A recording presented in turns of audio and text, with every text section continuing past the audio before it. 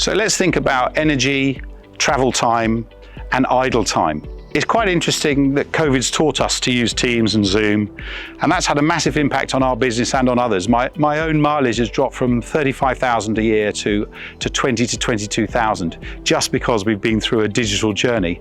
And that's probably one of the few good things that's come out of the COVID pandemic. But if we look more closely at fuel in our business and the cost of fuel and the impact of fuel, it's a staggering number.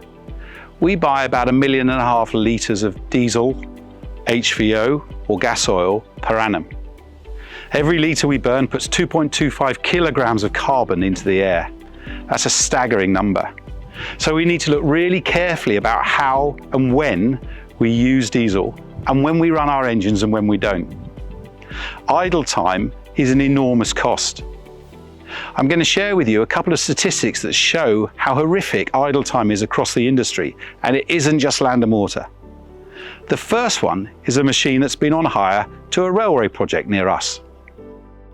So this is real data from one of our Hitachi excavators that has come back from hire in January and February on a major rail scheme not far from us here at Coles Hill. And if we particularly look at one day here, we have 3 bars showing dark orange, which is the machine working under load, in the entire day of 8.8 working hours. So here we have a machine that has spent 8.8 hours with the engine switched on, and only 3 lots of a quarter of an hour has it done anything productive. What a waste. The second set of statistics come from Finning, the UK dealer for Caterpillar. Caterpillar are the largest maker of construction equipment in the world. Finning share with us all the data from all the equipment that's online, and they benchmark it against our own fleet so we can see how we can perform. And when we look very carefully at the Caterpillar data, we can see that the average idle time on 20 to 35 ton excavators in the UK is 37%. That's 37% of its time it's not working.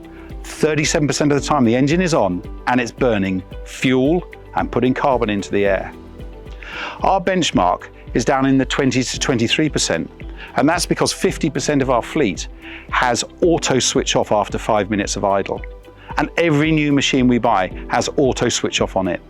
Just one way we can attack wastage. And the further thing about idle time is the knock-on effects. Not only are we not using that machine productively, and we haven't priced for it to stand, but we have to maintain that machine, and maintenance is driven by the engine hours. So if the industry is idling for 37% of its life, that means our fitters and engineers are doing 37% more servicing than the machine would require if it was switched off. That means we're buying filters from Japan and America, bringing them across the world just to fit them and put mineral oils in 37% more than we need to. We also have our engineers traveling to those sites to undertake that maintenance 37% more than we need to. That is the industry wastage. Not only that, but by having the engine running, you drive down the machine's value and you reduce its working life. But wastage is circular. Okay, if we don't plan and we're not effective when we hit site, we incur wastage. So the better we plan and the better we deploy our resources and the more we take responsibility for what we're doing, the more we can drive out wastage. There is no reason for a machine to sit idle. If it's idle, switch it off, but only do that when you've sealed up the ruts, when you've tidied up the site, when you've greased it and cleaned it, and when there's nothing else you can use effectively for that machine. But if you're in your machine, think about why the engine's on. Is it on because you're waiting an instruction and because you want the aircon on? Or is it on because you're doing something productive? When we look at an excavator or a heavy piece of equipment, think about the amount of carbon that has been used to manufacture that piece of equipment. It's embedded in it, and it was built to work. So when it's not working, switch it off and save the carbon so we use it effectively.